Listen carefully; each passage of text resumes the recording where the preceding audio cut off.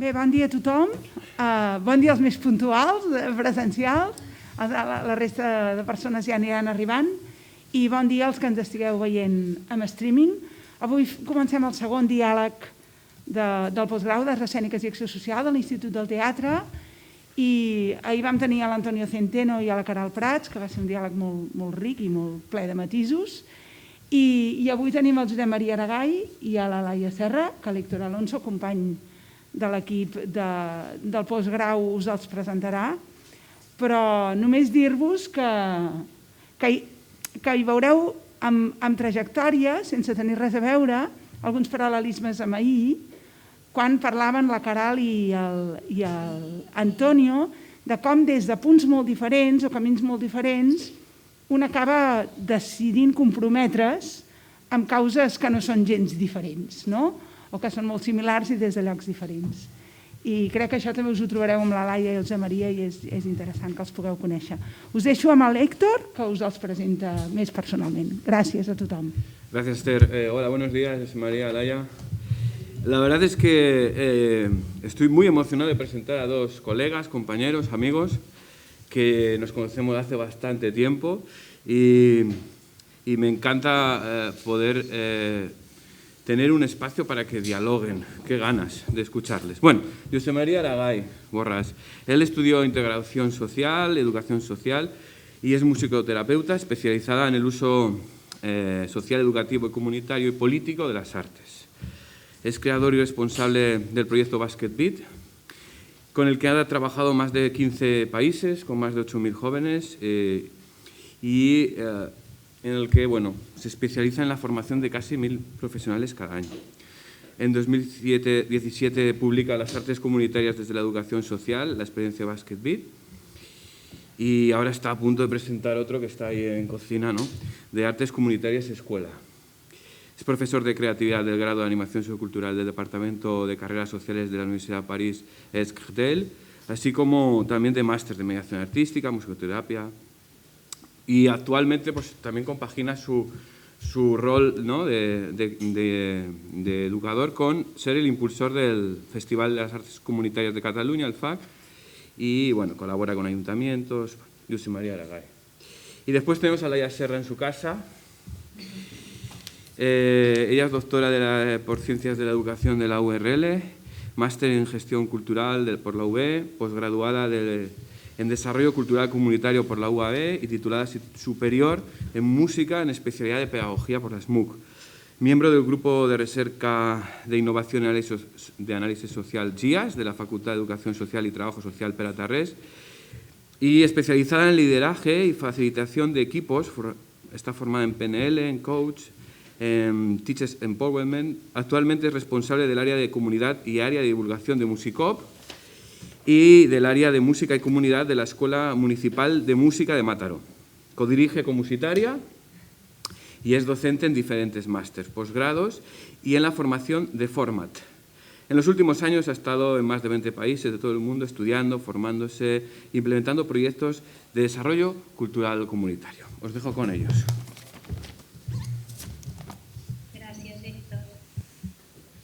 ¿Y te vas? Así ya con esto ya y te vas. Yo ya me voy para casa y la echo primero.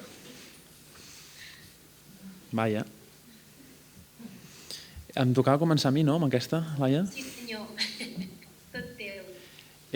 ¿Cómo estáis si me voy sacando voy bajando? ¿Es un crimen o lo aguantáis bien? ¿Sí? ¿Hay distancia? Bueno. I català o castellà? Vam dir castellà? Pot ser les dues llengües que ho entenen tot. Vale. Són molt eixerits. Vale. O sigui que podem fer servir català, eh? Sí. Bueno, ahir de fet vam parlar català. Vale, vale. No sé per què em semblava que habíamos ido al castellano. Bueno, pues Esther ens va passar l'Esther i l'Héctor ens vau passar un petit guió. La Laia ens vam trobar aquesta setmana per parlar-ne.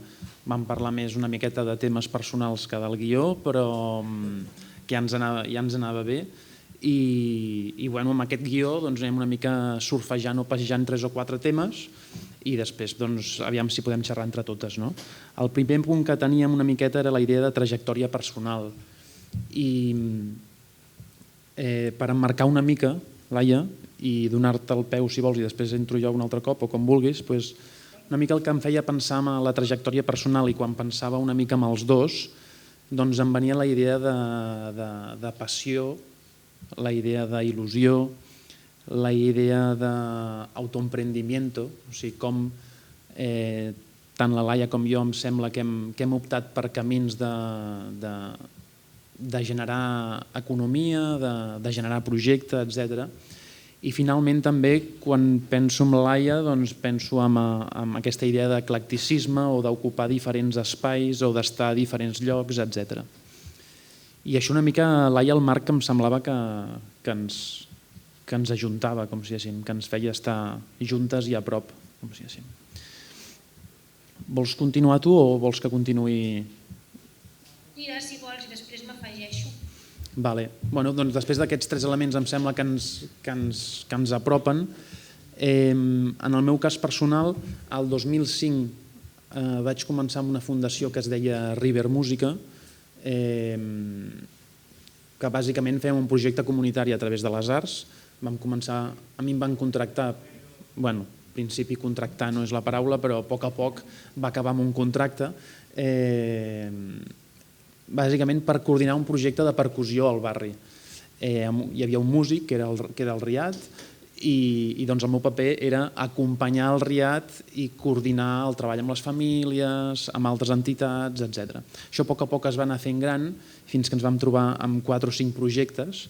Això era el 2005, doncs el 2008 en vam començar un altre, després de començar un de hip-hop en vam començar un altre d'orquestra.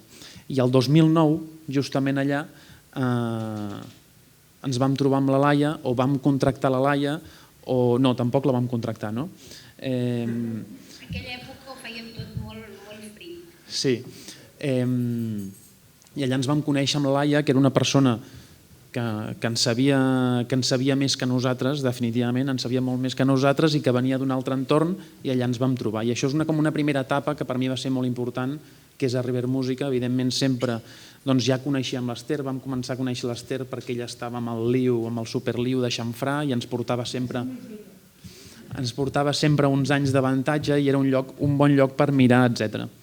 Després, si això és la primera etapa que per mi crec que és important a nivell professional i personal, hi ha una segona etapa també molt animada, influenciada i burxada per la Laia, que és un viatge personal, potser una mica més improvisat que el teu, Laia, i una mica més a lo loco, perquè em sembla, jo mirant-te des de la distància em semblava que tu el tenies més planificat, però un viatge que em va portar per 10 països, 11 països de Llatinoamèrica, a Europa, a Àfrica, i una miqueta allà és com un contacte molt fort amb la violència, amb la pobresa, amb el deixar-se portar, etc. I un tercer moment és, després d'aquest viatge, anar a Madrid, no trobar exactament el meu lloc i tornar a Barcelona i començar a fer de Basket Beat com si féssim un projecte més col·lectiu. I des del 2015 estem en aquesta aventura d'un projecte que era més individual. Què passa quan el passem a col·lectiu i volem fer col·lectiu i diverses persones ens associem i ens trobem per continuar amb aquest desig profund de fer el que ens agrada fer i el que volem fer. No ho sé, Laia, per començar això, perquè si ens enrotllem... Molt fantàstic. De fet, Josep Maria, crec que vam coincidir de dates fins i tot en el viatge que vam fer en el món, per tant, això també ens connecta molt. Res, si voleu faig una petita intro de la meva trajectòria molt ràpidament. Tota la meva vida cap aquí comença un dia a l'ESMUC, que jo tenia un profe que es deia Josep Maria Vilà, que és un dels meus professors referents, que l'adoro, i vaig anar-lo a veure i li vaig dir, hòstia, Josep Maria, jo tenia potser 20 anys o 22, és que érem molt joves llavors, Josep Maria. I li vaig dir, m'he inventat una cosa, per tant, és que ja ho he trobat. I el Josep Maria, que era molt savi, em va dir, Laia, vés a internet i busca community music o community arts, no me'n recordo què em va dir. I vaig buscar i vaig veure que la meva idea, la meva cosa aquesta que pensava que era única, era una cosa que feia molts anys que s'estava duent a terme. I des d'aquí vaig coincidir amb el Manel Camp, que no sé si el coneixeu, la Margalida, que és la seva companya d'ara, que estaven viatjant, i amb la Núria Sempere, que estaven viatjant molt a Anglaterra, i amb una molt amiga germana de la vida, la Noemí Rubio, que igual hagués pogut estar avui aquí també, però tampoc no ha pogut, vam decidir fer un viatge després d'un postgrau de desenvolupament cultural comunitari que feien a la Universitat Autònoma amb el David Casacoberta, que també va ser un referent espectacular, i vam marxar un any a fer una investigació més des de l'experiència directa en un entorn on ja feia molt de temps que feien el que nosaltres pensàvem que era molt innovador, i per posar-hi també una mirada una mica més investigadora, una mirada des de la curiositat, des de què és el que estan fent, com ho fan, què aconsegueixen, què no aconsegueixen, des d'on ho fan, quina és la mirada creativa que hi posen en la música. En el moment que jo estava a l'ESMUC encara no parlàvem d'això gairebé mai. Jo vaig ser de les primeres promocions, la primera, vaig acabar com a segona promoció perquè em vaig canviar, però vaig començar molt aviat. Per tant, era una cosa bastant en el llenguatge nostre i en el que descobríem, no estava tan a l'ordre del dia com ara l'ESMUC, que està en expansió total.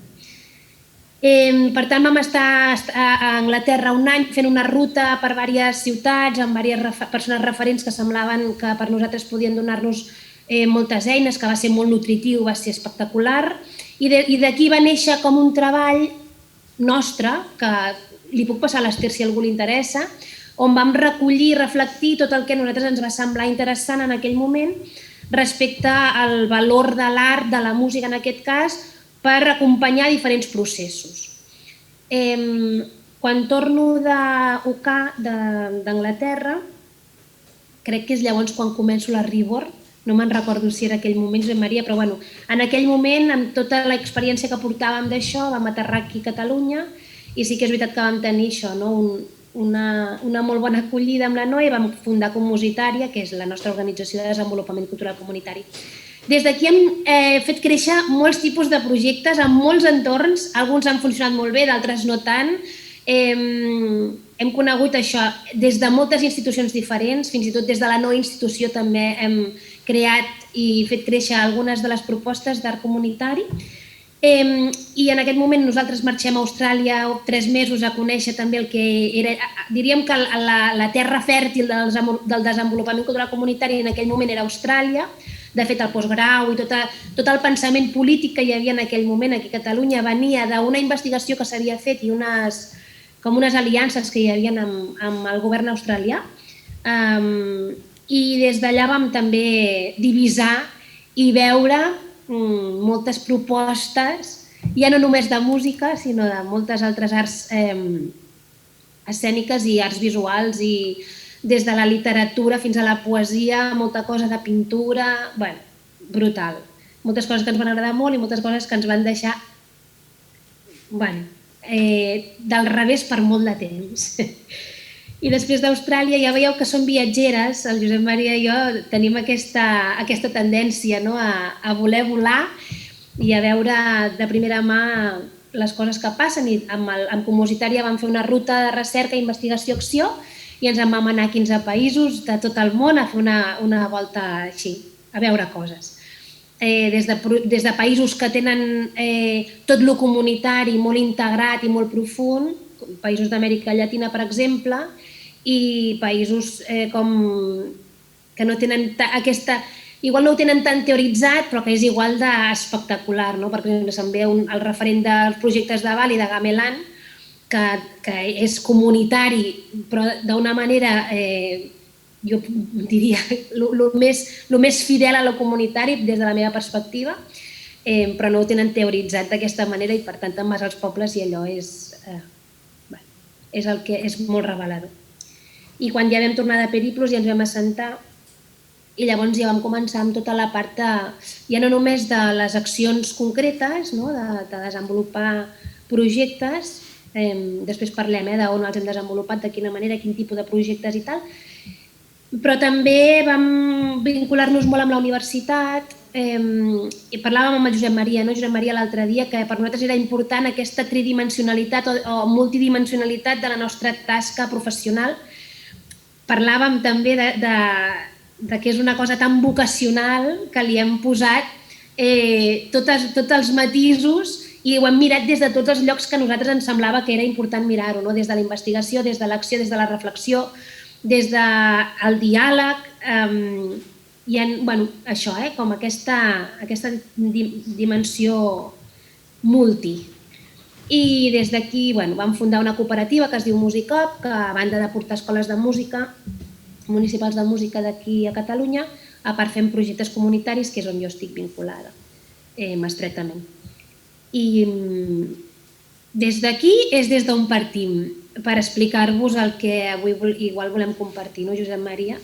I sí que hi ha moltes coses que ens uneixen en el sentit de com percebem la música o les arts des d'aquesta mirada transformativa i també aquesta vocació tan profunda i tan contagiadora, no? Que com estem visquent els projectes en aquest moment.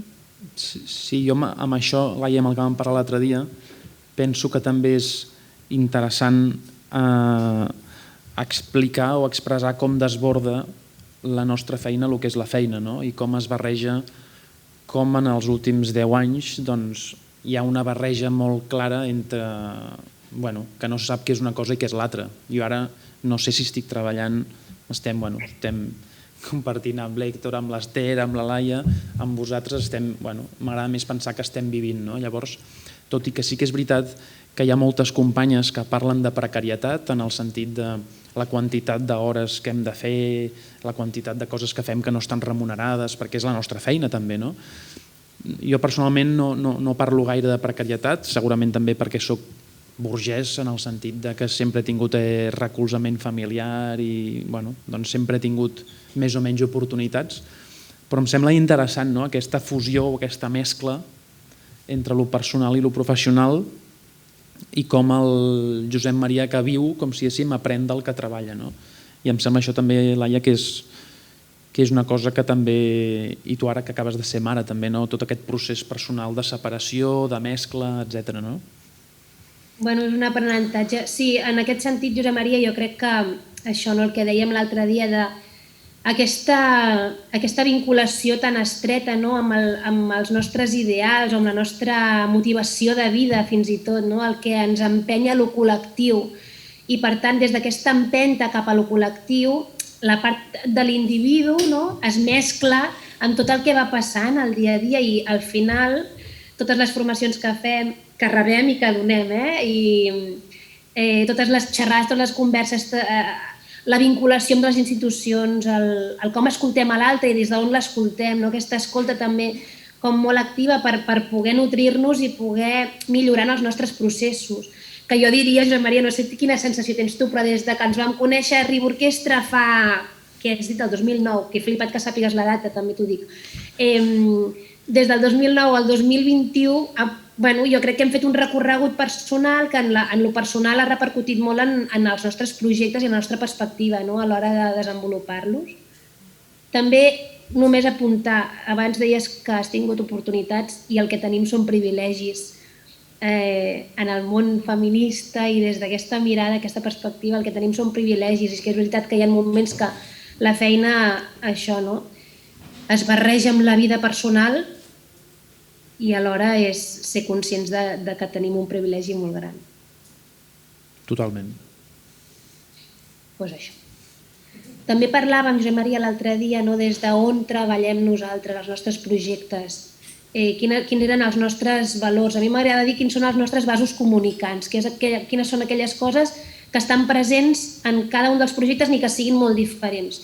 Nosaltres, per exemple, jo puc parlar d'un projecte que fem amb gent gran, en una escola de música, però és un projecte comunitari. Fem un projecte d'ukeleles, que és inspiració màxima de Gateshead, que és una institució brutal que està a Gateshead, a prop de Newcastle, i un altre projecte que fem a un barri de Barcelona, que en aquest cas és el Quatre Cordes. Són projectes molt diferents, o un altre projecte que fem amb persones amb necessitats educatives especials, o fins i tot amb un projecte que fem molt més d'interlocutar diferents arts. fins i tot projectes que fem en zones rurals, perquè és tan complex com això, les propostes que desenvolupem, però sí que és veritat que sempre hi ha un eix que uneix totes aquestes propostes. I dèiem de compartir-les des d'aquí, Josep Maria, l'altre dia. Si vols començo i ens afegim. Nosaltres tenim... El mapa és una mica gran, faré com una mica de resumit i si després creieu que és interessant alguna d'aquestes i creieu que és necessari posar-hi una miqueta més de pes en algunes, en parlem. Un dels vasos comunicants seria la persona com a valor. El compromís, les habilitats, el creure'ns, el veure... Parlaré com d'una paraula que és molt estranya però m'agrada parlar-la, que és el talent de la vida. Per tant, des d'on treballem amb les persones per treure aquest valor i que sigui com la part fonamental de les propostes. En els projectes nosaltres també treballem des de la diversitat, una autèntica igualtat d'oportunitats, i això és una arma de doble fil, perquè molt sovint estem en entorns o contextos on aquesta diversitat ja per ella mateixa està coartada. I per tant, perquè hi hagi aquesta diversitat hem de nosaltres posar o fer un extra perquè això passi. Per tant, sí que és veritat que hi posem la mirada, que és important per nosaltres, i alhora som crítiques a l'hora de dir que fem projectes des de la diversitat. També parlem del desenvolupament, de la part de... des del desenvolupament de les organitzacions, és a dir, pensem que és important per nosaltres no quedar-nos únicament en allò que coneixem, sinó investigar, crear, provar, experimentar i des d'aquesta experimentació fer les propostes. Hi ha una frase que tenim molt assumida i que és molt nostra, que és que nosaltres som el laboratori de tot el que fem i per tant tot el que passa dintre de les nostres propostes ho hem provat abans nosaltres. Tot i això, parlant abans dels privilegis, nosaltres partim d'uns privilegis que igual amb les comunitats, amb les persones que treballem en tenen uns altres o no en tenen. Per tant, sempre partim d'esglaons diferents amb les persones amb les que treballem i això és important tenir-ho en compte. Hi ha una part de corresponsabilitat, de participació, una part de comunicació. Estem molt posades amb la comunicació no violenta com a una de les eines que genera un espai d'escolta, de reconnexió, de reconèixer, d'empatia, d'investigar, amb aquest esperit investigador científic, quasi bé. No només investiguem des de la universitat amb els nostres llibres, sinó aquest esperit científic en tot el que fem, amb les preguntes, fer-nos preguntes, veure quines són les coses que estan en el camí en el que volem en el que sentim en aquest moment que han d'estar. Llavors també hi ha una part important en el nostre desenvolupament professional i personal que és l'obertura, la flexibilitat, hi ha una, no sé si teniu a la ment un dibuix, de la zona de confort i aquella zona màgica, que és on passen les coses quan sortim dels espais que coneixem. Aquesta flexibilitat de les idees, de la mirada, del punt de vista, de les relacions, de la cura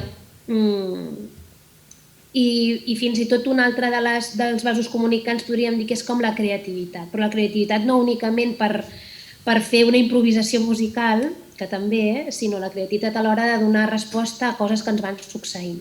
Jo m'imagino com una rodona, com amb molts poros, és una rodona així amb molts poros, i una obertura final per repensar aquests límits o aquestes possibilitats que tenim a l'hora d'afrontar-nos a diferents situacions o contextos i que la rodona aquesta mena de globus va envoltat d'escolta, de reflexió i d'acció i sobretot de cura.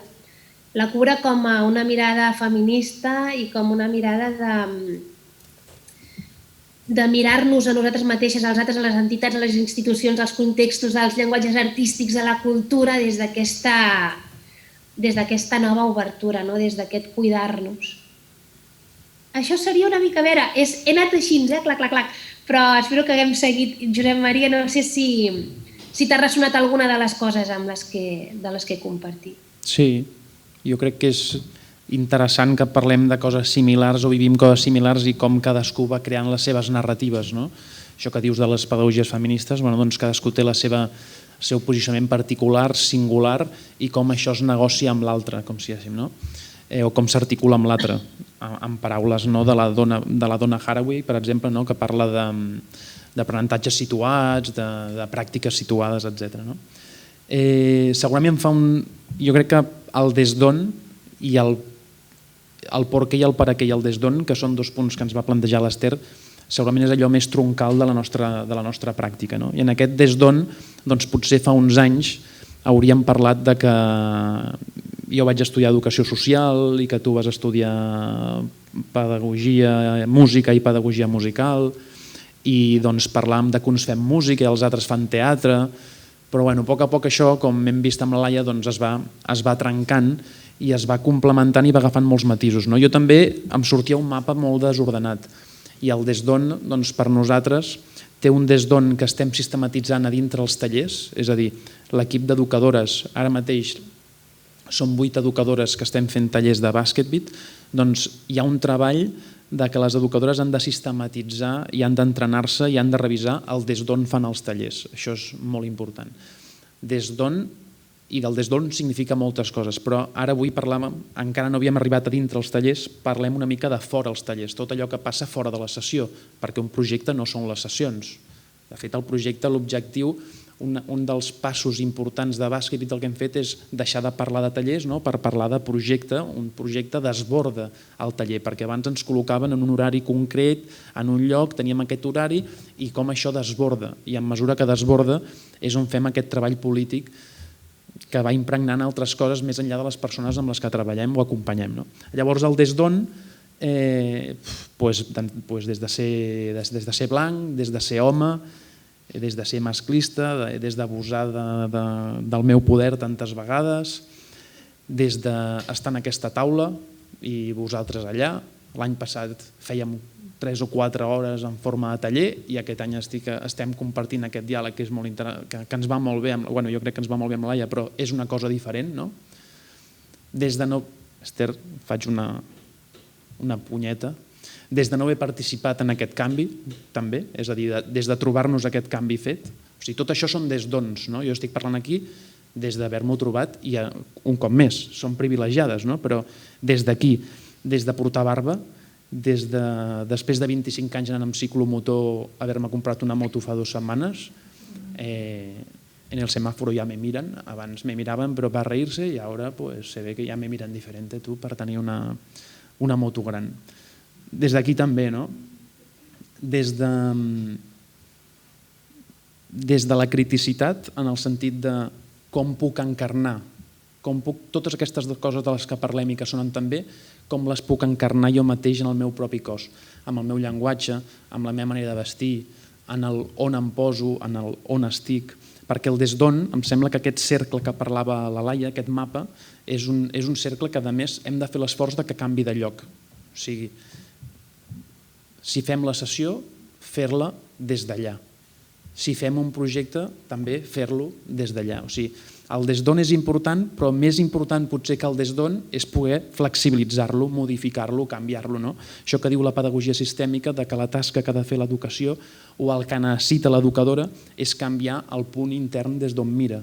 Doncs això que sigui movible, que no sigui estàtic, sinó que aquest canvi és constant, o sigui, va canviant tota la vida. Això que deia Laia, que en els últims 11 anys les coses que han passat, les coses que hem afegit en les nostres narratives, en les nostres experiències han anat canviant contínuament. Doncs des de la criticitat en el sentit d'encarnar, des de l'heteronòmia, que és una palabreja que vol dir manca de llibertat, és a dir, d'entendre que estic al servei de les persones, de tot el que passa entre elles, i d'una concepció del món, o sigui, també estic al servei d'una concepció del món que hem anat generant. I a la vegada com aquesta concepció del món ha de relacionar-se i ha de negociar amb lo incert i amb lo imprevisible, amb lo singular, amb lo particular. O sigui, com hi ha aquesta voluntat d'anar cap a un lloc, de concebre el món d'una forma concreta, però a la vegada com aquesta concepció del món ha de negociar-se amb ara, aquí, ara, amb la persona que tenim al costat en el lloc en el que estem. Des d'on? Des de l'admiració, des de l'exigència, des de no pensar que l'altre en sap menys que jo, des de no pensar que l'altre és un pobret negre sense cames, des de lo sistèmic, com ha dit la Laia, des d'aquesta revisió que fan les pedagogies crítiques a les pedagogies feministes. És a dir, parlem de pedagogies crítiques perquè les pedagogies crítiques són de les primeres que incorporen una mirada política, un posicionament polític a la pràctica pedagògica. I les feministes el que fan és fer una crítica a les pedagogies crítiques precisament perquè estan fetes per homes blancs, benestants, etc.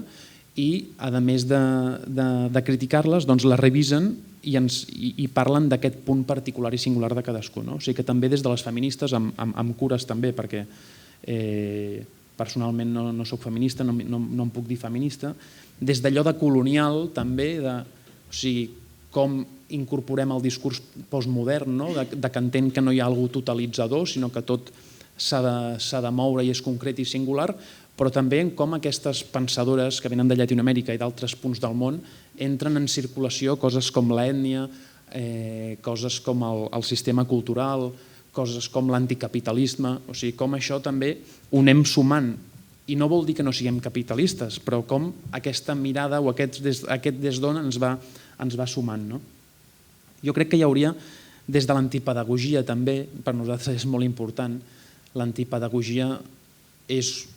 Nosaltres estem seguint molt a Pedro García Olivo, que és un murciano antipedagog, doncs també aquesta idea d'antiescola. Antiescola com a concepte, perquè antiescola vol dir antiinstitució.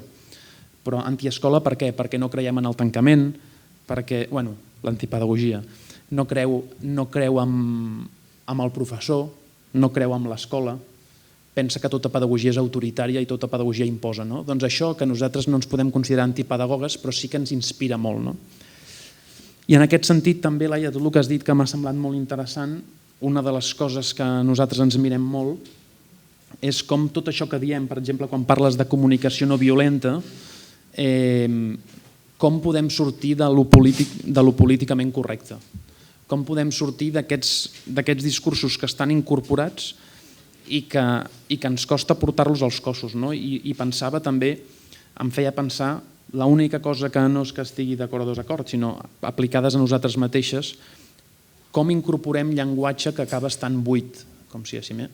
I no ho dic per la comunicació no violenta, perquè no sóc ningú per dir si està buit o no està buit, però sí que em sembla important això, d'entendre que, fixeu-vos que hi ha una estratègia de la institució que és bastant evident d'institucionalitzar la crítica, és a dir, com nosaltres, que evidentment no som ni radicals, ni alternatius, ni etc., però en aquest intent de generar aquests espais diferents, doncs ens donem compte com la institució, primer de tot, incorpora el nostre llenguatge, l'agafa.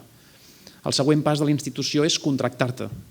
Llavors la institució et contracta. Ja no només la institució ha agafat el teu llenguatge, sinó que a més et contracta. I tu, clar, evidentment, quan et truca l'Ajuntament de Barcelona, l'Ajuntament de Manresa, la Comunitat Valenciana, hombre, pues a tope. I després, no només això, sinó que et precaritza. Ah, no, però és que ja això no és un contracte regular, has de fer de freelance, són 3 mesos, són 6 mesos, etc. Llavors em preocupa, Laia, el discurs políticament correcte i com fem l'esforç tota l'estona de revisar-lo i anar cap als marges. Sí, 2 coses. Hi ha una part de l'apropiació del llenguatge o de les idees que neixen des de les no institucions i que després això s'incorpora a la institució, que no em sembla malament en realitat, sinó al contrari, em sembla interessant, em sembla fascinant quasi bé, diria. És a dir, com les institucions poden acabar parlant, sentint i demanant des d'un lloc que igual no s'ho haurien pensat perquè les no institucions o les persones que igual estem en un marge que no és exactament el que... no és un marge molt extrem, però sí que a vegades estem en marges, com ens vinculem amb això i com això, com ens relacionem amb aquesta manera de comunicar-nos, de dir, etc. Per mi, si una cosa m'ha funcionat a la vida des de fa 4 anys és la comunicació no violenta. És veritat que és interessant veure com de buit o de ple està el got a l'hora de traslladar-ho fora d'una mateixa. I l'altra cosa que sí que em sembla important és això que apuntaves, Josep Maria, que hi ha una revisió constant per part de les que estem dintre dels projectes, dels processos artístics. També em sembla interessant que la revisió sigui conjunta, sigui col·lectiva, que és a dir, no em reviso jo només, és a dir, ens revisem totes les que estem dintre d'aquest procés, perquè en realitat estem totes intercanviant, transformant, transitant i fins i tot canviant alguna mirada o alguna cosa que ens sembla interessant. Per tant, aquest treball col·laboratiu, aquesta construcció individual des d'una mirada que igual no ens havíem plantejat abans, a partir, sí que és veritat, de llenguatges o d'idees o d'abstractes que venen no d'una, sinó que això, que ens inspirem, ens nutrim i aprenem d'altres referents, a mi em sembla una part interessant. No sé, Josep Maria, si està molt lluny del que tu sents en aquest moment. Ens preocupa això, lo políticament correcte. Què seria per tu lo políticament correcte? No ho sé explicar. Vale. No ho sé explicar, però hi ha un llibre d'unes antipedagogues que es diu Escuela o Barbarie y diu entre el no sé cuánto de las derechas y el no sé cuánto de las izquierdas. Vull dir que al final em sembla també, i això nosaltres ho veiem quan anem a fer formació amb professores, anem a fer formació amb professores o anem a fer formació amb professionals i tothom té incorporat molts elements del llenguatge, molts elements de teoria o de coses que hem de tenir en compte, però a les pràctiques, com si diguéssim, d'alguna manera em sembla que les pràctiques no acaben de correspondre amb aquest llenguatge. Jo crec que aquest és el nostre repte, Josep Maria. És a dir, sento que no és senzill quan estàs dintre d'una institució, per exemple, nosaltres que treballem amb claustres o fem així trobades amb educadores i tot plegat, diríem que el nucli dur no sempre està obert a acceptar noves formes de relació, d'expressió, fins i tot de treball amb l'art, perquè ens estem deixant aquí una part important que és com nosaltres treballem amb la música en aquest cas, i què fem amb la música perquè això faci que hi hagin aquestes interaccions noves.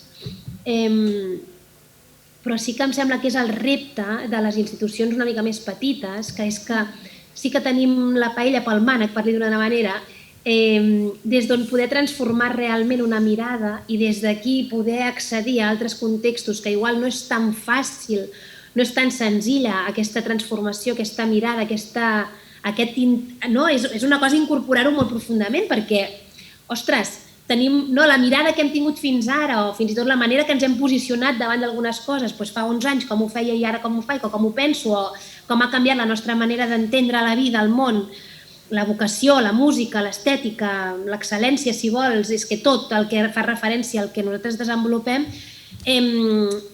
clar, és una visió del món basada molt en l'art, en la crítica, en el compromís social, en la identitat personal i col·lectiva, amb aquesta mirada sistèmica dels recursos i del retorn social i, per tant, tot aquest engranatge que pot semblar tan gran, des d'equips una mica més assequibles, més petits, més oberts, amb més capacitat transformativa, jo crec que és des d'aquí on podem arrencar això, Ui, què ha passat? Com han anat? No, bueno, sí, no, aquí no... Vale, perdó. Sou una mica analfabet digital, Eric, oi? Sí.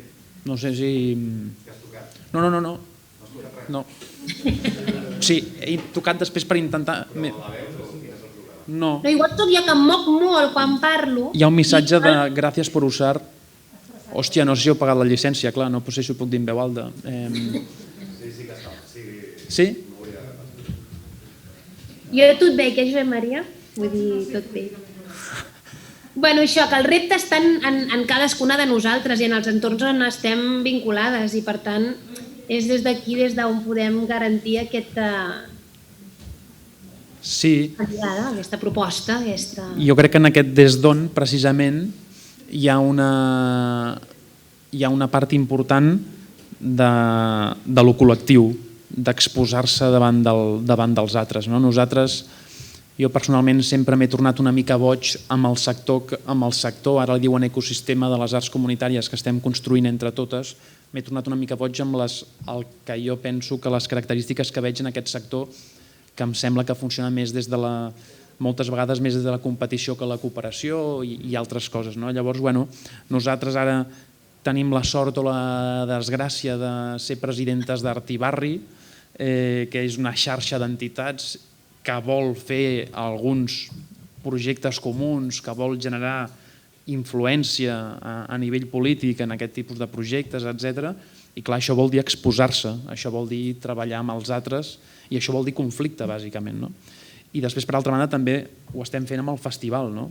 Precisament per això, per buscar aquestes coherències, confrontar-les. I el festival, al final, el que vol ser un lloc de trobada entre entitats, organitzacions, persones, projectes, etc.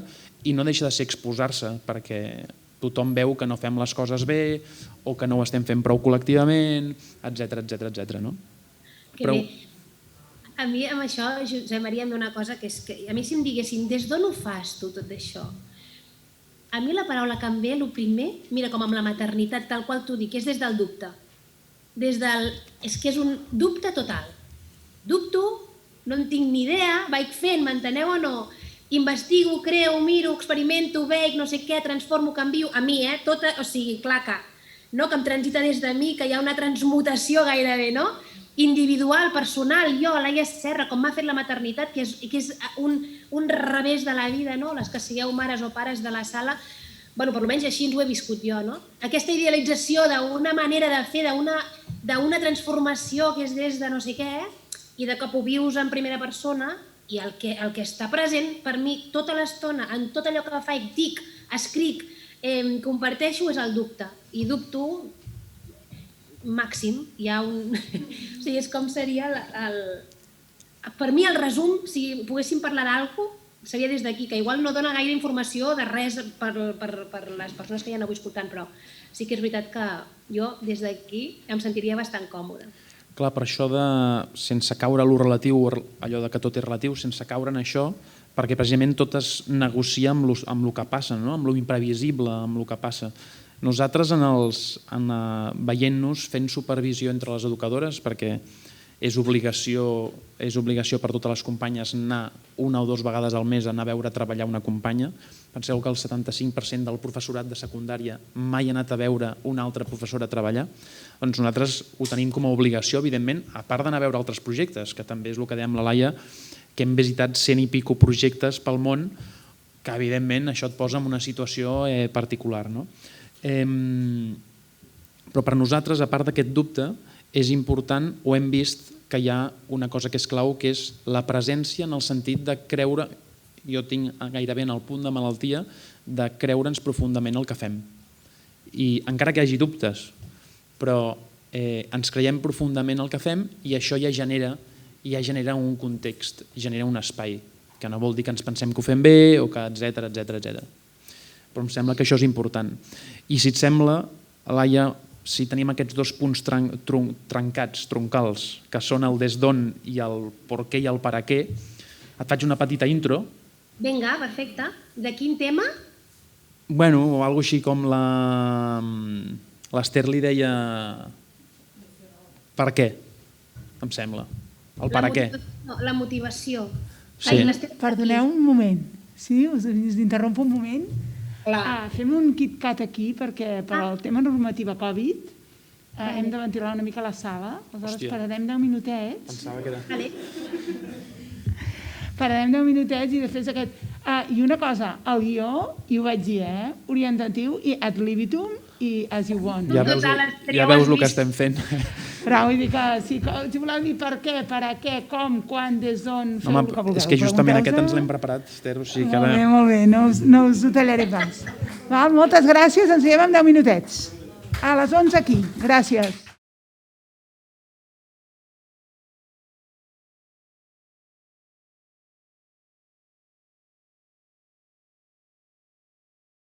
Bueno, espérate, Laia, que queda un pequeño virus ahí que aún está saliendo por la puerta, encara no han sortit tots, estan a punt de sortir ja. Vale. I el Pepe em diu tira, no t'estiguis per tonteries. Bueno, Doncs vinga, va. ens quedava com una coseta de coses troncals, el des d'on i el per a què, o el per què o el per a què.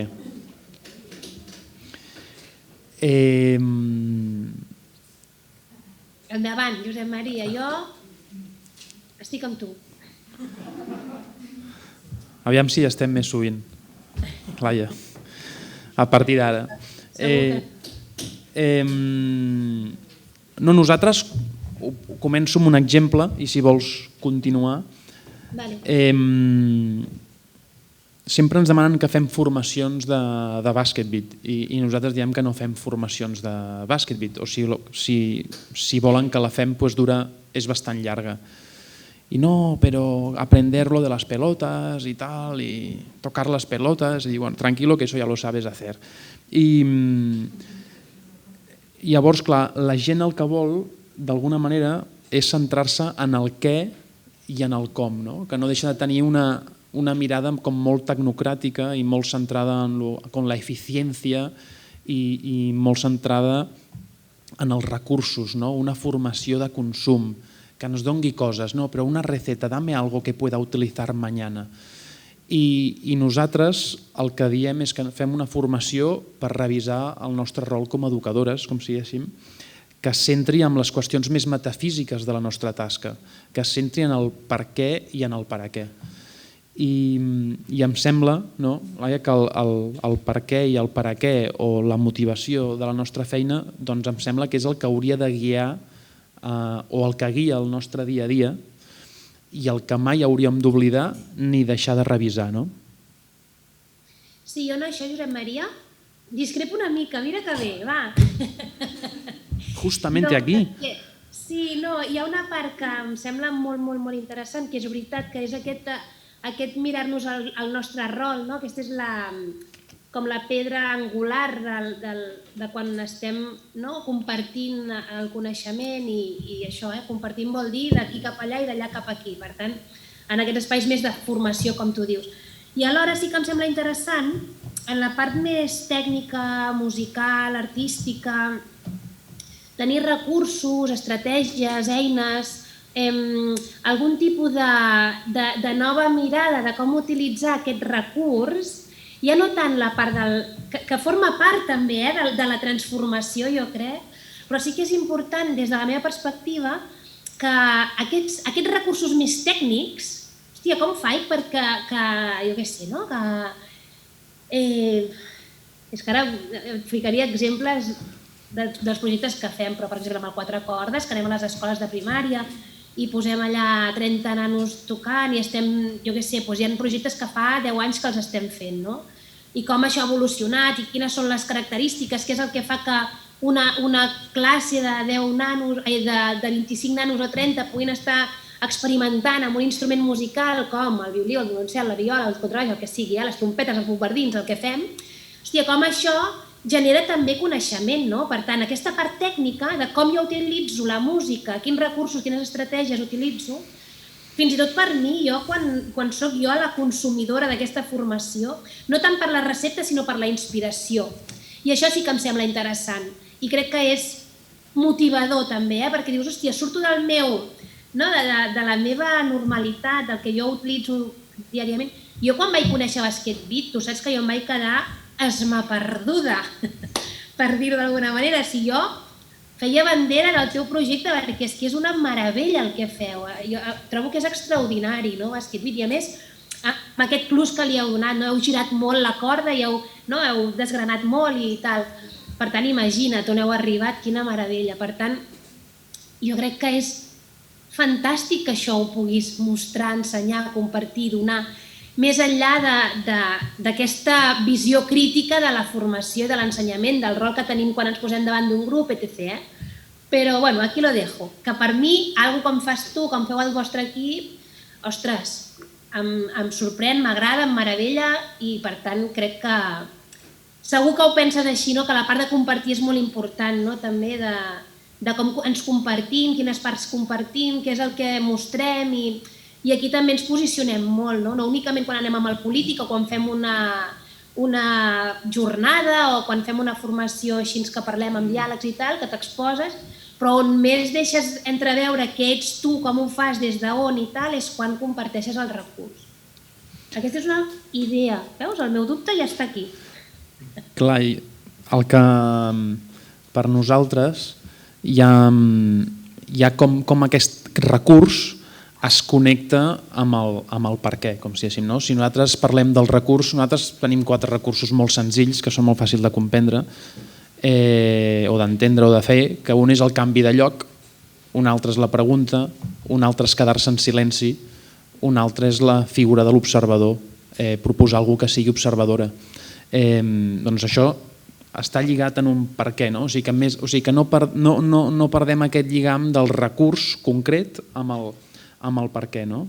Perquè d'alguna manera el nostre per què el marca això que diu Freire de la direccionalitat educativa, que és la politicitat. O sigui, per què fem les coses, però no només per què fem les coses, què entenem per educació, què entenem per cultura, què entenem per problemàtica social. La problemàtica social és possessió d'algunes o la fem entre totes, no? Què és vulnerabilitat? Vulnerables som algunes, les institucionalitzades, o vulnerables som totes? Què vol dir ser jove? Què és un home? Què és una dona? Llavors, la direccionalitat educativa vol dir vol prendre partit de tot això. Llavors, més enllà del recurs, entenem que ha de passar aquest per què, ha de passar per aquesta direccionalitat educativa, no? I després això té unes traduccions, clar, té unes traduccions en una dimensió interna, que és com ens organitzem com a equip, què cobra cadascuna, quines edats tenim a l'equip, quants homes, quantes dones, som només catalanes o hi ha gent a l'equip contractada que és colombiana, que és de procedència del nord d'Àfrica, etc. I també, evidentment, quin espai construïm, un segon nivell. El primer nivell seria un nivell al macro, que és la direccionalitat educativa. O sigui, això és el per què fem les coses, per anar cap a una direcció, però això com afecta a diversos nivells. El primer nivell, el nivell intern de què som i com som com a equip, què cobra cadascú, tothom sap el que cobra, etc. Però també a nivell intern de l'educadora. L'educadora com és, què fa, on es posa, etc. Això que parlàvem abans. També en un nivell de dimensió d'acció, de quin espai construïm. És a dir, com es tradueix aquesta direccionalitat educativa en l'espai que construïm. És incòmode, és obert, és binari o entén que les coses són complementàries, és incert, és de confort, etc. Quina metodologia utilitzem i fins i tot també aquesta direccionalitat educativa hauria d'afectar a l'estètica que promovem, a quina estètica promovem. I llavors tot això per nosaltres al final es tradueix, per què fem això? Es tradueix en 2 coses que són molt fàcils. Nosaltres entenem que aquests projectes, aquestes pràctiques d'imaginació i d'acció política es sintetitzen amb 3 idees: respostes col·lectives que tenen com a pilar principal l'art i la cultura, com si diguéssim. Llavors, si tanquem els ulls i ens imaginem aquestes 3 idees, respostes col·lectives, art i cultura, tinc la sensació que totes tenen referència a lo mateix i que són objectius que nosaltres tenim com molt a l'ordre del dia. El primer objectiu d'aquestes 3 paraules que poden ser sinònims és la idea de posar en relació. Nosaltres fem això, ens dediquem a això per posar en relació a nosaltres mateixos, als espais, les organitzacions, etc. I també fem això per generar noves possibilitats o possibilitats diferents, com si diguéssim. Això són els 2 nostres principals objectius que no deixen de tenir a veure amb complementar o dislocar, depèn lo crític que vulgui ser o lo radical que vulgui ser, a l'ordre establert, com si diguéssim les normes contingentes que venen posades, que venen imposades o que les acceptem. Llavors, jo, Laia, això que deies, evidentment estic d'acord, el recurs és important i, de fet, nosaltres, per la formació de professionals, treballem molt la idea de recurs, però com aquest recurs et connecta en allò intern, en allò que vols fer, en aquesta direccionalitat educativa, no? Jo crec que això té molta relació en els processos a llarg termini. És a dir, com de dilatada pot ser l'experiència d'una formació amb vosaltres, amb qui sigui, no? Perquè aquesta repercussió molt més a nivell individual que després té una... no? Saps quan tires la pedra al riu, no? Que fa els plop-plop-plop-plops? Com aquests plop-plop-plop-plops afecten més enllà de la persona que ha rebut aquesta formació. Per tant, jo crec que això té bastant a veure a llarg termini. Nosaltres, Josep Maria, en aquesta mirada, aquesta perspectiva més àmplia de per què estem fent això, tindríem com un triangle. Primer us ho explico així com una mica més tècnic, però no molt, tot molt fàcil. I després aniré com a lo més sensible, a lo més... Sí, aquestes coses que busquem, que és més des de la sensibilitat, no? Però sí que és veritat que hi ha en aquest triangle hi ha la part política, aquesta cultura democràtica, hi hauria una part educativa, no? Que serien com quins són els eixos d'aprenentatge, les metodologies, les motivacions, i llavors hi ha una part més social, que és la nostra acció comunitària, des d'on accionem, des d'on apretem el botó, diríem. En la part de la política, faig així com una llista de les coses que em venen ara perquè entenguem una mica què és el que vol dir per mi aquesta part, però parlaríem de l'accés a la vida cultural, una part d'observar els límits de les institucions, la part de l'aprenentatge, el treball col·laboratiu, col·lectiu, comunitari, allò que dèiem de la diversitat, aquest treball de la diversitat, perquè ens entenguem. En la part dels aprenentatges de l'eix com més educatiu, de la part de desenvolupament personal, de la creativitat, d'aquestes noves eines, estratègies, motivacions més enllà de lo tècnic, la relació directa amb els llenguatges artístics i per tant com això afecta el meu desenvolupament personal.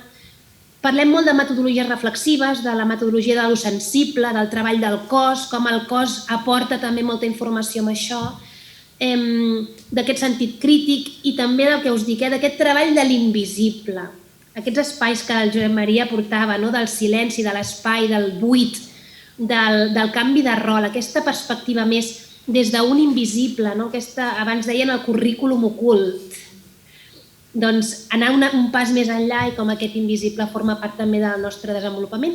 I llavors l'ús social, aquest punt, l'acció comunitària, podria estar relacionat amb la participació en els processos artístics, per exemple, en el poder de decisió, en la cura, el respecte, la confiança, el benestar, totes aquestes característiques més de lo comunitari, aquest diàleg més horitzontal, el compromís, la convivència.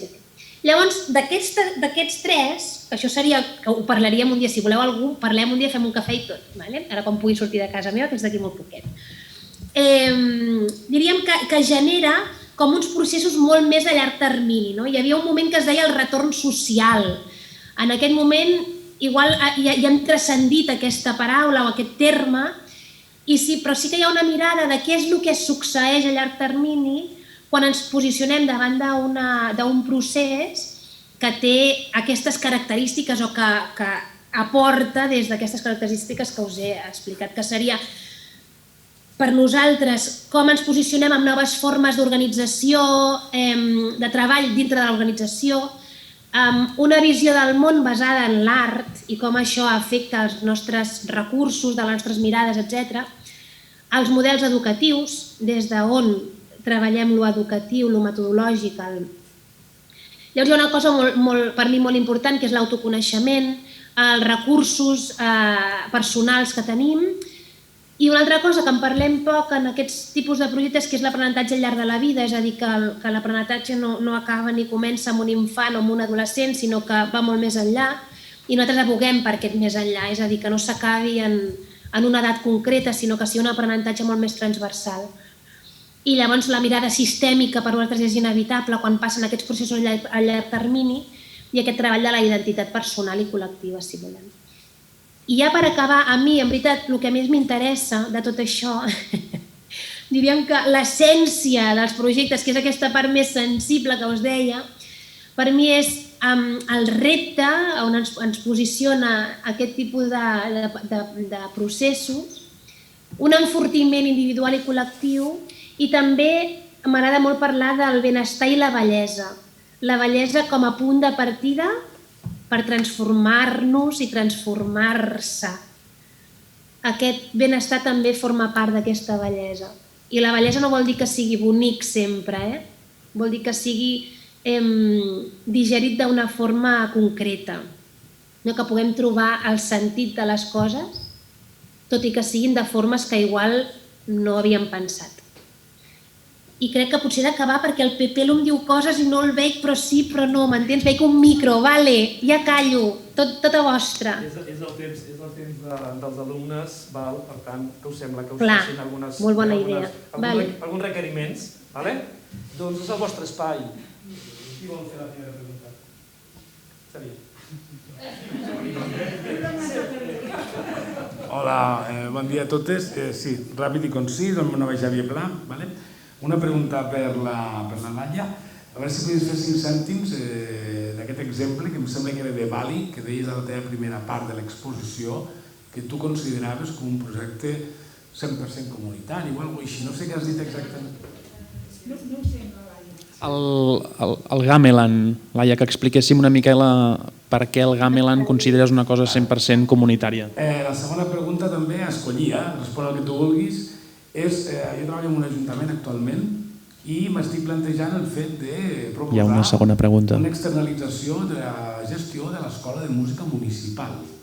Sé que tu portes el projecte Musicop on fas externalitzacions d'escoles de música municipal. La meva pregunta és... No? Vale, doncs fantàstic.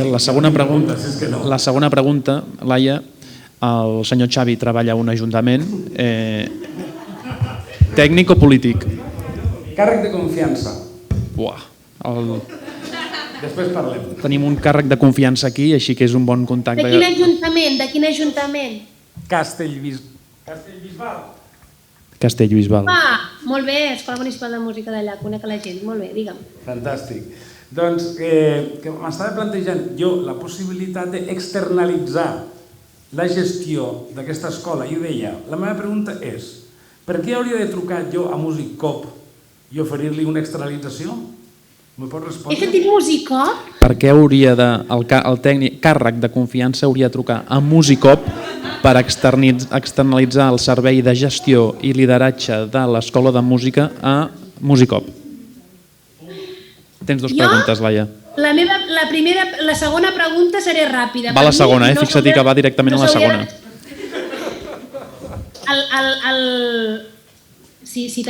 Si teniu una escola municipal de música que és de gestió directa, jo no l'externalitzaria, si no fos per una cosa concreta que hauríem d'estudiar. Però si teniu una escola de gestió directa, seguiríem gestió directa sense cap dubte. Aquesta és la meva opinió des d'aquí. Però si vols que parlem de gestió d'escoles de música, igual és un altre espai i podem parlar-ne sense cap problema, ens truquem i t'explico tot.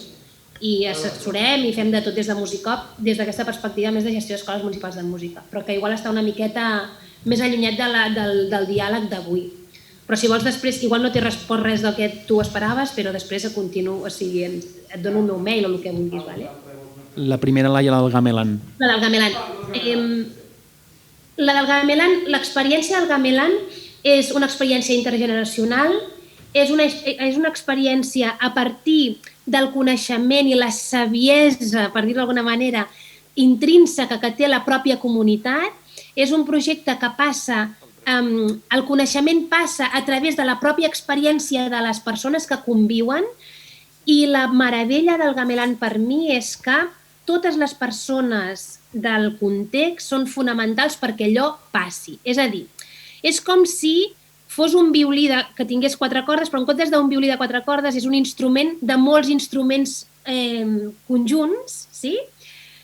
I que cada corda és important. És com si una de les persones del poble no forma part d'aquell procés comunitari, col·lectiu, musical, això no tindria sentit, diríem.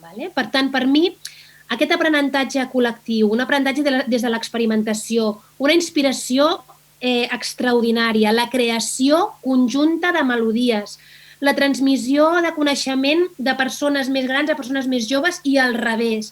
La capacitat d'adaptació del propi instrument, perquè depenent de les persones que hi ha en el municipi o el poble, hi ha un tipus d'instrument o un altre, hi ha un tipus de músiques o unes altres, depèn del que va succeint a la història d'aquest entorn. Per tant, per mi és una inspiració excepcional per un tipus de projecte comunitari com els que pensem aquí. També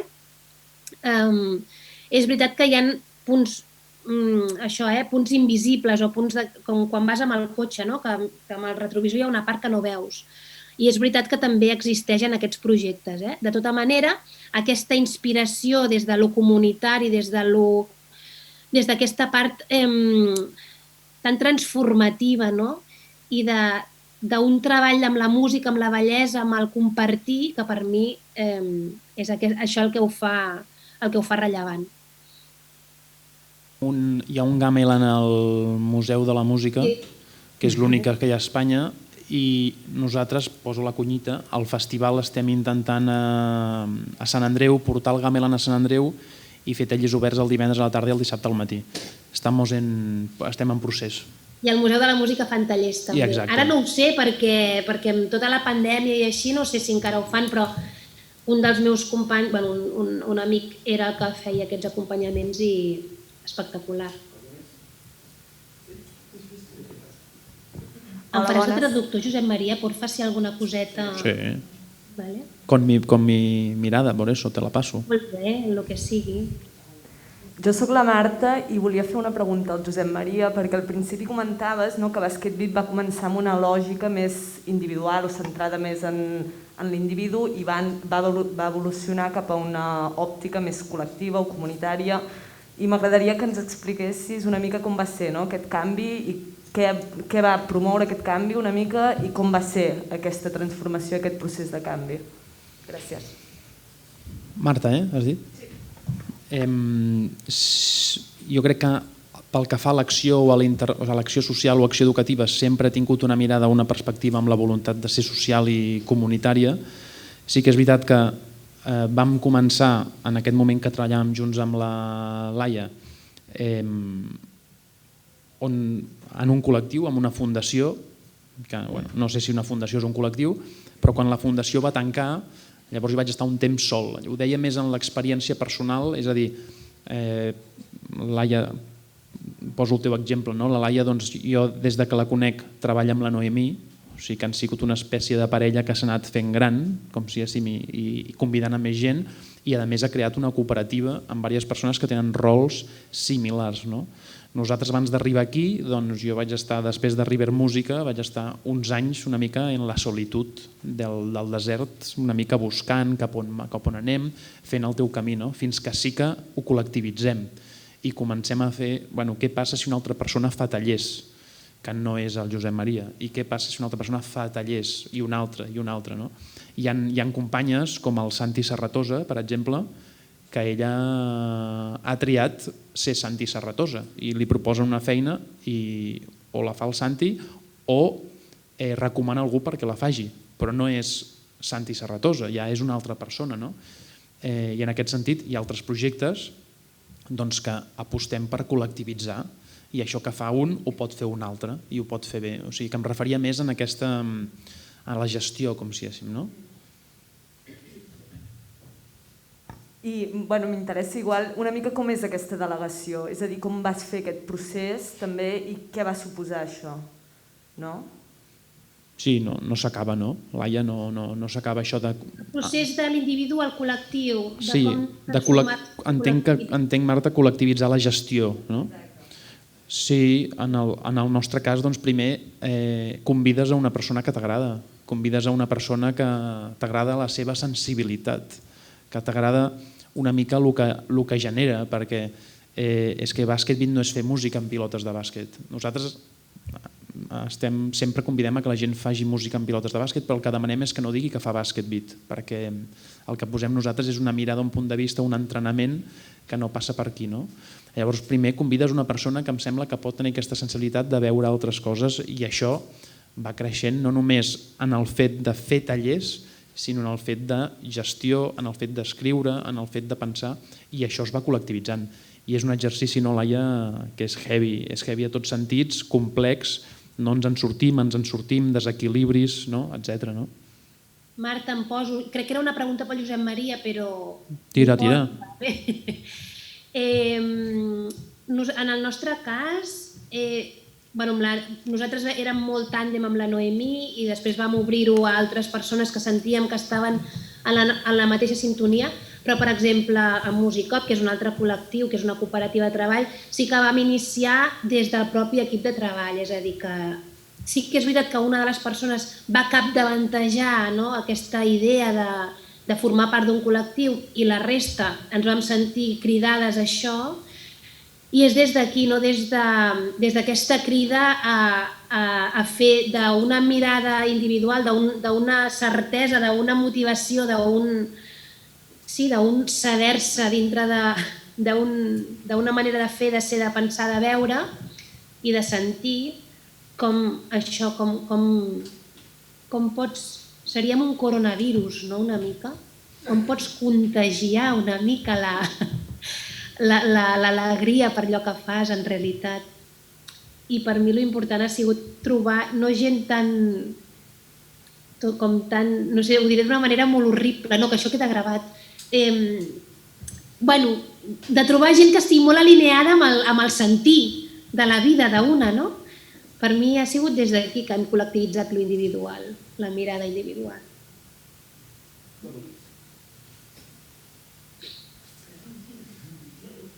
Hola, jo soc l'Helena. Primer agrair a les dues persones perquè crec que ha sigut molt inspirador això, el diàleg que heu fet. La meva pregunta és per ella. A veure, primer m'ha agradat molt que diguessis això, que ho fas des del dubte. Perquè... M'ha agradat molt que ho facis des del dubte. Sí, perquè em sento representada en això i ha sigut com tranquil·litzador pensar que algú també ho feia des d'aquí. I després l'altre... Ha sigut tranquil·litzador. L'altre dubte que em surt és, dius la paraula tot el rato transformativa. Quina diferència hi ha entre transformativa i transformadora? Quina diferència veus tu? Has dit diverses vegades transformativa, doncs quina diferència veus entre transformativa i transformadora? Per què utilitzes una paraula o l'altra o quina diferència hi veus tu? Tinc una nova professió. Sort, perquè si no des d'aquí... He dit transformativa, no. No. És com, jo parlo, per exemple, de música comunitària, d'art comunitari, de desenvolupament cultural comunitari, d'arts transformadores, d'arts transformatives, de transmutejar-nos totes, m'entens o no? Jo utilitzo les paraules, diríem, sí, que em donen com el sentit en el moment de la conversa, però en realitat tenen el vincle i la similitud en cada una de les... Això, I és veritat que utilitzo moltes paraules diferents per dir una mateixa cosa. Aquí és veritat que igual hauria de fer primer com es diu allò, un glosari abans de començar a parlar, perquè és veritat. Però utilitzo les dues paraules indistintament, no és perquè tinguin diferents... I fixa't la velocitat de les ganes que tenim, les ganes que tenim de dir coses, no? Em sembla que és molt important. Igualment, que aquesta invenció de paraules, no?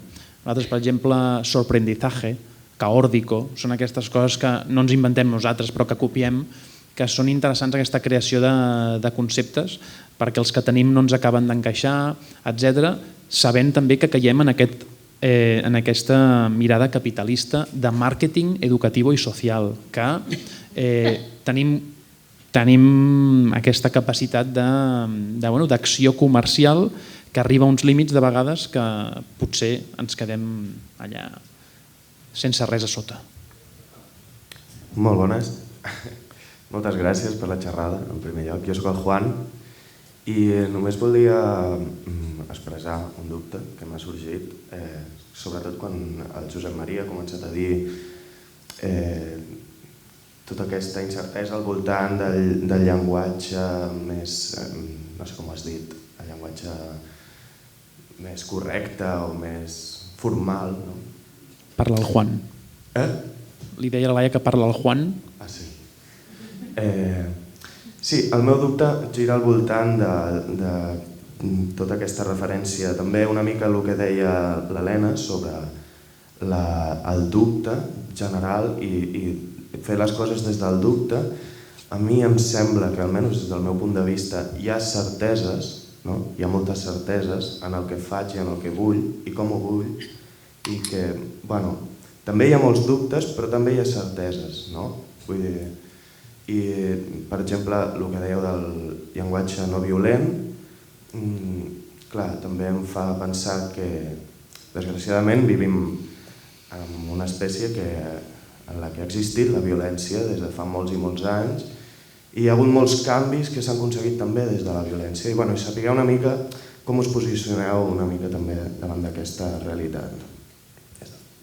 He dit que hi ha certeses que... A veure, Josep Maria, fes-me... A veure què has entès. Ha parlat el Juan i ha parlat sobre les certeses o no certeses o lo relatiu o no relatiu, perquè parlem de comunicació no violenta, però en canvi també hi ha coses que s'han aconseguit gràcies a la violència. Uau! Com ens posicionem amb aquests límits del llenguatge o en aquests límits. Per nosaltres no hi ha certesa, o la certesa que hi ha està tota l'estona en negociació. O sigui, la certesa que tenim és aquesta direccionalitat educativa, és aquest somni, és aquestes ganes d'anar cap allà, però hem de tota l'estona preguntar-nos per què volem anar cap allà i què és anar cap allà. O sigui, quan parlem de transformació, què vol dir transformació? L'altre es vol transformar, què és transformar per l'altre, etc. Llavors, tota l'estona aquesta negociació entre la direccionalitat i lo particular, i lo imprevisible, i el que passa al moment. En aquest sentit, clar, és que estem inundades d'aquestes idees de respecte, de tolerància, vull dir, això hem de ser així. I doncs potser l'antipedagogia, per exemple, no és així. O sigui, criminalitza el ben pensant i té un pensament salvatge contra la persona que bien pensante, sistemàticament. Llavors, sense anar a un lloc tan radical, doncs hi ha, per exemple, la idea de jovialitat. Les pedagogies crítiques parlen de jovialitat. L'educadora jovial és aquella que utilitza l'humor, la ironia, l'ofensa, que canvia d'opinió, que és ambigua, que és contradictòria, que ara t'estava dient una cosa i ja t'està dient l'altra. Però és que l'altre, si només li ensenyem aquest color, aquest color, aquest color, aquest color, és un error, com pensar que sistemàticament la violència és dolenta. Això, per exemple, quan parlem de comunicació no violenta, hòstia, doncs no ho sé. Ja sabem que aquest matís que s'han inventat d'agressivitat i violència, i clar, una cosa és més cultural i l'altra és més innata, no ho sé. Bueno, és que potser en el moment l'haien de ser violents. De fet, ja. Mira, jo amb aquesta pregunta jo us recomano una lectura, si voleu, que és El elogio de la duda, de la Victòria Camps. Super recomanable, per mi va ser un antes i un després, i igual des d'aquí podríem això, no? Jo no sé si fa falta, és a dir, tinc molts dubtes amb el que comenta Josep Maria, perquè sí que és veritat que hi ha moltes coses que s'han aconseguit de moltes maneres i hem evolucionat, per sort, diria, no? I sí que és veritat que hi ha moltes coses que ens contraposen i és interessant el que tu comentaves, Josep Maria, aquesta contradicció a vegades en el pensament o en el sentir, al final el que fem. Sí, la contradicció és viva i és molt humana i per tant forma part també del nostre desenvolupament personal i del nostre dia a dia i fins i tot del que passa dintre d'un procés artístic d'aquestes característiques. Tot i això, m'agrada pensar també amb una certa coherència. Tot i la contradicció que hi pugui haver, si hi ha la contradicció, que després hi hagi una reflexió profunda i que en aquesta reflexió hi aparegui com a tercer element o tercer actor secundari o secundària la coherència en allò que estem dient que ens agradaria fer, ser, pensar, sentir, etc. També és que em venen moltes coses de la maternitat perquè penso, hòstia, sí, molts nens, nenes que ara tenen 60 anys, no, perquè no passa res, no, perquè abans els pagaven i mira que bé han sortit, no? Era necessària aquesta agressivitat i no sé què. Bueno, ja veurem. Ara ho fem d'una manera diferent i veurem quins són els resultats d'això, no? Igual. Clar, jo volia afegir en aquest sentit, jo ara que he estat uns mesos sense caminar per un problema de salut i m'estic recuperant, he llegit bastant a Cristina Morales, la no institucionalitat, allò radical. La Cristina Morales diu que la discapacitat és allò que ens permet ser irreverents, com si diguéssim, perquè la normalitat, o sigui, la capacitat, aquell que és capaç, doncs accedeix al que el sistema prepara per tu. No sé si m'explico, si em sé explicar. És a dir, la normalitat accedeix a allò que els teatres, allò que l'escola, allò que el museu, allò que la presó prepara per tu. I des de la discapacitat pots accedir d'una manera irreverent perquè allò que preparen per tu no és possible.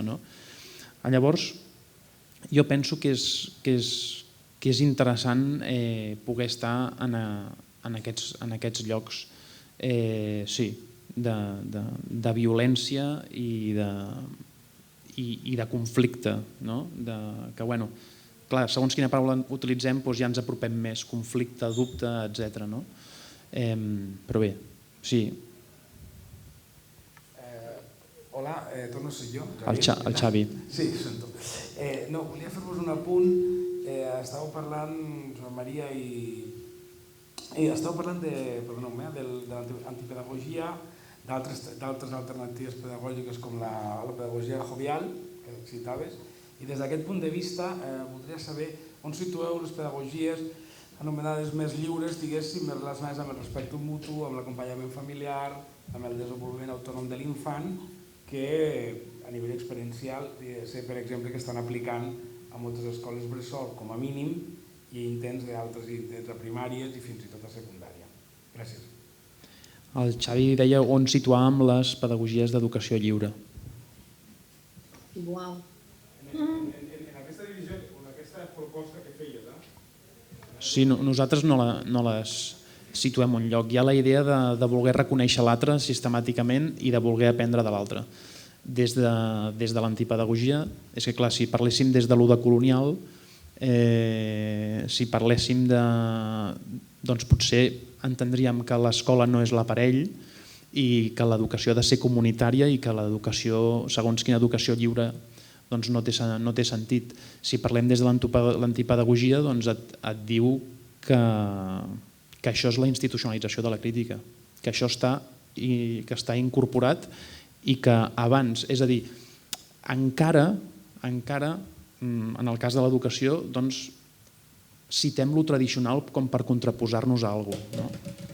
Però és que lo de tradicional no cal contraposar-se a lo tradicional. De fet, els antipedagogs valoren la instrucció, o sigui, trenquen el treball per competències perquè diuen que el treball per competències és una obligació, una exigència del capitalisme que ha entrat a l'escola perquè ens preparem pel mercat de treball. Però havia hagut no sé si... Llavors, al final, el que diu l'antipedagogia és que això també està absorbit i és contra el que hem d'anar. Perquè anar contra el tradicional és evident que ja té moltes flaqueses i estan superades. Llavors, jo no en tinc ni idea, la veritat, ni és un diàleg ni és una preocupació. Jo personalment no tinc aquesta preocupació per res. En el nostre cas és que és molt més complexa perquè no només fem un únic projecte, fem molts tipus de projectes i vindríeu a veure un projecte i diríeu, hòstia, aquest projecte està molt dirigit i això metodològicament, tot aquest apartat de l'espai, del buit, de la crítica tal, igual no està tan present o està present d'una manera que igual jo ho veuria diferent. Hi ha projectes que estan dirigits i és veritat que hi ha 30 nens que durant una estona toquen el violí d'una manera des d'una proposta que fa una persona que està al capdavant d'això. Hi ha aquests projectes també en nosaltres. Llavors hi ha altres projectes que són... I que no és dolent, no és dolent la directivitat, com si diguéssim. Però per això dic que és molt més complexa, és a dir, hi ha altres projectes que són molt oberts, és a dir, que sí que tindrien una perspectiva més d'aquesta educació lliure, tot i que no té res, vull dir que per tenir-hi algun tipus de vincle des d'aquesta mirada. Tampoc no conec profundament el món de l'educació lliure, però sí que estem més, això, que hi ha espais molt més oberts, que hi ha nanos que poden decidir d'una forma molt més activa en segons quines situacions. Sí que hi ha moments o projectes que estan més enfocats cap aquí, però no hem pensat mai des d'aquesta perspectiva, diríem, única, nosaltres. La darrera pregunta, la vol fer? No. Bé. No. Sí, va.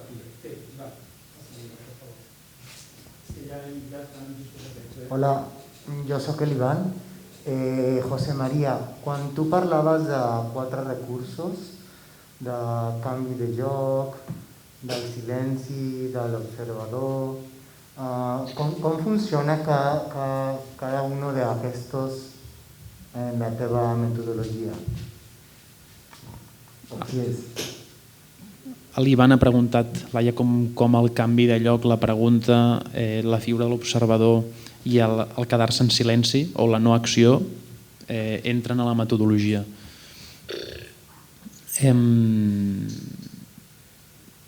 No sé si vols contestar tu, Laia. Vale. Em pensava que havia dit Josep Maria. Vale. Sí, però així canviamos. Sí, doncs depèn. És que depèn del context, de les persones que tenim al davant, depèn... Jo crec que tots aquests elements conformen l'univers de la pràctica, del procés artístic. Però no és estàtic, és a dir, no és que té un lloc únic i que des d'allà sempre ho fem d'aquesta manera, sinó que és un recurs que utilitzem perquè passin coses diferents a les que tenim previstes, no? O que passin coses que igual desencadenin un no sé què, o que desbloquegin un moment que no funciona, o que hi ha un conflicte, o que hi ha el que sigui. Per tant, tots aquests elements que conformen les metodologies que utilitzem en aquest moment són elements en moviment, són elements vius que conformen un organisme, que és el mateix espai on es crea aquest procés. I això és així d'ambivalent i és així de meravellós perquè forma part de la motxilla, de la idea, del pensament, del sentir, i s'utilitzen els recursos quan ho demanden, o quan es demanda, o quan ho sentim. Nosaltres ho fem des d'aquesta perspectiva, no sé el Josep Maria. Sí, nosaltres una de les coses que potser ens falta i que hem de treballar més és aquesta mirada del món a través de l'art, o aquesta visió artística que abans parlava Laia, visió del món basada en l'art, que nosaltres estem més en una posició d'utilitzar o instrumentalitzar l'art, que no és que no tingui valor la pràctica artística, però estem més en aquest punt.